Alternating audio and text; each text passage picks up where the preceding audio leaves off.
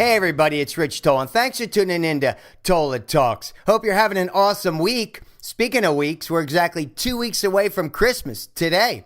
So if you want to learn about my top 10 stocking stuffers for under $20, go check it out on my website, richtola.com. That was on Tuesday. Yeah, my favorite is the Tola socks in the little jar of nail polish for all you yoga babes out there with the chipped toenails. Well, I'm not really sure. It's a tie between that one and the 12 coasters. You know, the 12 coasters, when you put them together, it's like a jigsaw puzzle. It makes a perfect picture of Kim Kardashian's oily butt. Well, I mean, a butt that big is anything but round. No pun intended. Yeah, go do that, as well as go look at yesterday's show. We interviewed restaurateur Kevin Aksaki at Gaucho's Brazilian Steakhouse. Really cool. Took a look around, showed you a little clip from a Saturday night with the Brazilian babes dancing in the full regalia. Pretty good one. Yeah, today's TBT, Throwback Thursday. I'm throwing back to 1969. Yeah, get ready for some peace, love, and some really cool hairdos. Well, you know, in the early 60s, they had the beehives, those hives that would make Snooki proud. And in the late 60s, it was all about the long hair, you know, the Woodstock era. So we're gonna get to that a little bit later. And first, let's get started with some celebrity birthday shout-outs. You know, we like to do that. Let's check it out. Who's 60 today? Jermaine Jackson, a la Jackson 5. Yeah, talk about bad hairdos, right? I mean, they had hair so big, their hair was as large as Kim's butt. Well, anyway, that was in 1969. 1969 was the year that they signed with Motown Records, right? And they made history the following year. They had 4 singles to reach #1 on the billboards. It was I Want You Back, ABC, The Love You Save, and I'll Be There. I was a big Michael Jackson 5 fan for sure. They were awesome. All right, who else birthday today? Happy birthday to Susan Seidelman. Remember Desperately Seeking Susan in 1985 with Madonna? I love that movie with Rosanna Arquette and Aidan Quinn. I mean, that was really good. She also directed She-Devil. Now, she's a director. She directed Meryl Streep, Roseanne Barr, Ed Begley Jr. Remember that? She also directed 3 episodes of Sex and the City. Yeah, it was season 1. And, you know, they asked her, they said, how come you only directed 3 episodes? She goes, because I got tired of taking a close-up shot of all those feet and those shoes because of those chipped nails. I don't know about that. But happy birthday to Susan. Happy birthday to Terry Garr.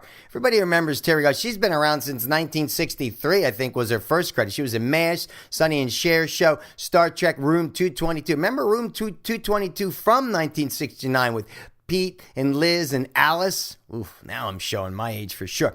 She also was in a few movies, right? After Hours. I love that film, right? That was directed by Martin Scorsese, right? With another one with Rosanna Arquette. She was also in Dumb and Dumber, Tootsie Me. She's been around forever. And one little trivia about Terry Garr was she was in 9 Elvis movies. She danced. She was a dancer before she became the ditzy blonde, but she was in 9 Elvis movies, and they asked her, what's the best thing you loved about Elvis? She said, his hair.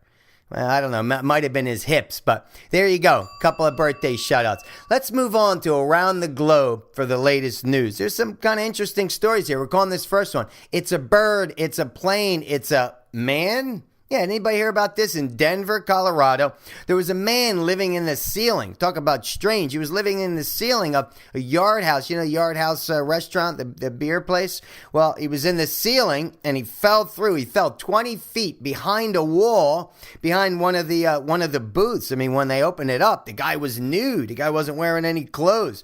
Yeah, when they took him to the hospital, they said, what the hell are you doing living up there with no clothes on? He said, hey, it gave me a perfect bird's eye view of some bodacious breasts. I don't know about that. All right, how about this next story? We're going to the remote island of Molokai in Hawaii. Yeah, here's a guy lost at sea, we're calling this. Hear about this 67-year-old guy named Ron Ingram?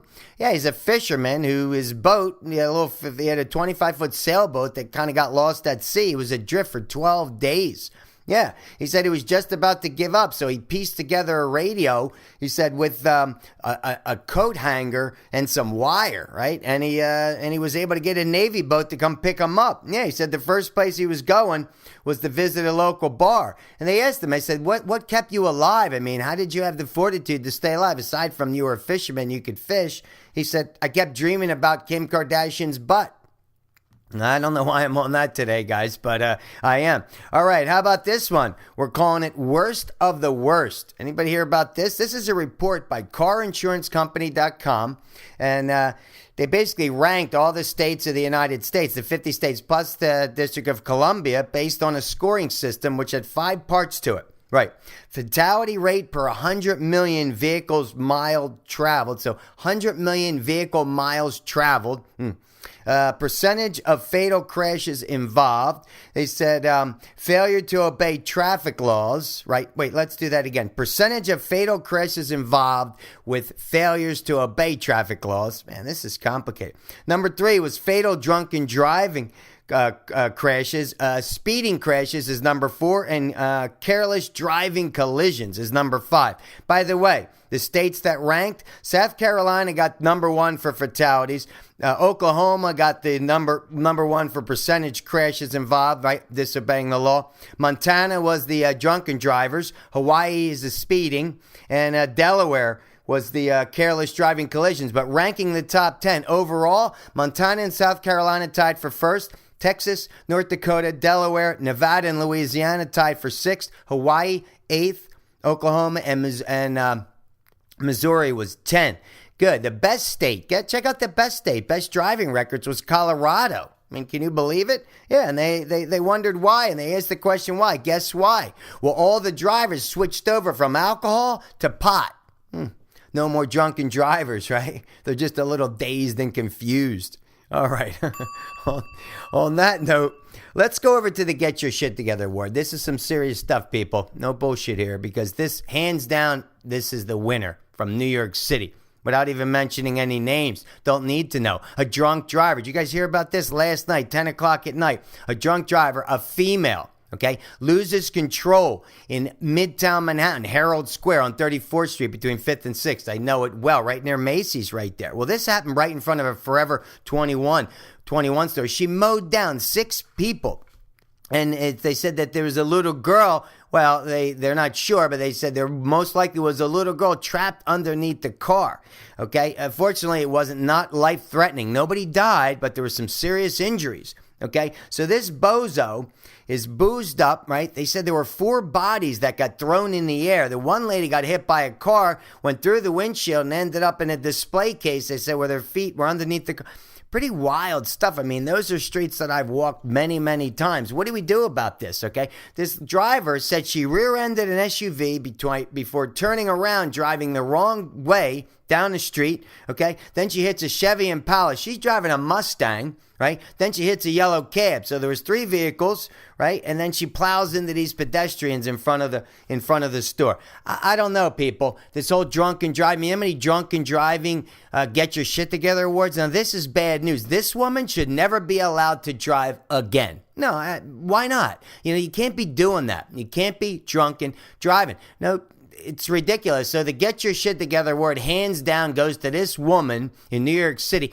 Worst place in the world to be drunk driving, people. Forget about it. So I don't know what they're going to do. But again, lock up the key, throw it away. She should spend thousands of dollars. It should be that she should be driving at least for 10 years. I mean, I don't know what the laws are, but hey, you got to get your shit together, people. So there you go. Miss New York City crazy drunken boozing driver. You get to get your shit together. On that night, let's move on. Let's move on to the year 1969. I remember that year. I was a little boy at the time, but it was quite a year. I mean, Richard Nixon was elected our 37th president. I am not a crook. Well, who knows about that? But yeah, that happened. The Stonewall riot in New York City. This was actually kicked off the gay rights movement. Pretty cool stuff. I mean, it was unfortunate about what happened in Stonewall. You can read all about this on the internet, of course. Senator Edward Kennedy pleads guilty to leaving the scene. You know, Chappaquiddick, right? There was a fatal accident. He gets 2 months suspended sentence. Check it out. Talk about above the law. We talked about that recently. Yeah, Apollo 11 astronauts Neil Armstrong, rest in peace, and Buzz Aldrin walked on the moon. That's right. It was all the rage was space travel. I made in the late 60s. And I like his program now, Get Your Ass to Mars. I don't think Buzz is going to Mars, but he's all about that. How about the Jets? Jets won the Super Bowl. Remember Joe Namath declared they were going to win 3 days before. No, he wasn't wearing any pantyhose at the time. But yeah, Joltin' Joe, man, it was awesome. I beat the Baltimore Colts. And the New York Mets, speaking of beating Baltimore, the Miracle Mets. The New York Mets played Baltimore. They beat them in 5 games to win the World Series. Yeah, they had 100 wins that year. And Tom Seaver, amazing pitcher, had 25. That was the year. I know this well because Gil Hodges, they had a board game out called Gil Hodges Pennant Fever. I had that as a kid. And when they asked Gil Hodges, he was an amazing manager. He actually instituted the platoon system. You know, when you use 2 guys for the same position to face righties and lefties. I write about that in my memoir as well. But they asked Gil Hodges, they said, hey, Gil, what was it? What was the key to you winning all these games? You know what he said? Plastics. Remember that from The Graduate in 1967? You guys are too young for that. But anyway, go see that movie. Talk about a classic with Dustin Hoffman and Bancroft. Anyway, 1969, getting back to 69, it was the first in vitro fertilization of a human egg performed in Cambridge, England. Yeah, how do you think Jennifer Aniston was born? I love her, by the way. All right, Mario Puzo wrote The Godfather, right? We know what came out of that. My favorite movie of all time. I mean, this is what kind of triggered it for me, where I became a cinephile. Butch Cassidy and the Sundance Kid. Amazing. Robert Redford, everybody knows that. Catherine Ross was amazing. I mean, that movie was that's probably arguably my favorite of all time. Sesame Street premiered. Way to go, Elmo, on the children's TV network. And what else? August. Okay. Oh, how about this? In August, they say there were 350,000, but there were probably about 500,000. That's what reports will say. Upstate New York, who gathered for 4 days of rain, sex, drugs, and rock and roll, right? Rain, sex, drugs, and rock and roll at Woodstock. Janis Joplin, Jimi Hendrix, The Who, Joan Baez, Crosby, Stills, Nash, and Young.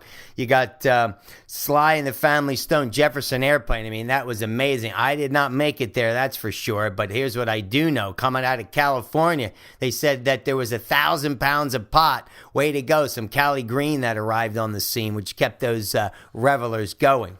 I don't know about that, but I'm speculating.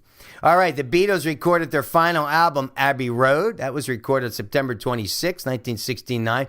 There were 250,000 people that marched on Washington, to protest the Vietnam War. Speaking of which, that was the year that the U.S. instituted the draft for students. Actually, I was included in the draft in high school. I remember that. I had to get a physical and everything. I mean, good thing I wasn't drafted. Maybe it's a bad thing I wasn't drafted. But I probably would have made a good soldier. I think so. Celebrity birthdays in 1969. Catherine Zeta-Jones, Brett Favre, Renee Zellweger, love her, and Jennifer Aniston. Oops, in vitro. There you go. And finally, let's talk a little bit about cost of living. What was going on in 1969? Inflation rate was 5.4%. Inflation was sort of trickling up at that point. Dow Jones closed at 800. Super low compared to where they are today. 18,000. Average income was $8,550. That seems kind of low. And it's probably the same price it is to fight a DUI. Maybe more today. And the average monthly rent was $135. I mean, you buy a pair of shoes for that. Gas was 35 cents a gallon. That's insane. And this is what I love because it kind of set the trend. Knee highs were all the rage. You know, knee-high stockings for women were all the rage. I hope they bring those back in a big way. I love those. And capes, rayon, and nylon dresses were big. That helped us out for those that were making out in the back seat or doing a lot more things in the back seat of your car, ladies. Your clothes didn't have to get wrinkled. Well, that's our show for today, folks. Keeping them short and sweet for you. Check it out. Check us out previous. If you want to follow me on social, it's at Rich Tola, right? I appreciate it. You want to subscribe, get all the shows. That's cool. I appreciate that as well. So there you go. And check us out tomorrow. It's Friday. I'm doing Fitness Friday, so I'm going to leave you with a few things you can do over the weekend just to tighten up those abs, right? Got to work on those. And also, I'm going to put a little A little bit of Cooper Phillip. I went to see her the other night. We mentioned that yesterday. She's an artist, singer-songwriter, amazing. She was on the show when I was back at LA Talk Radio. Go check her out on the website as well. But we're going to show a little bit of live music from her. So enjoy your day. And I'm Rich Tola. And remember, dreams do come true. But hey, what do I know?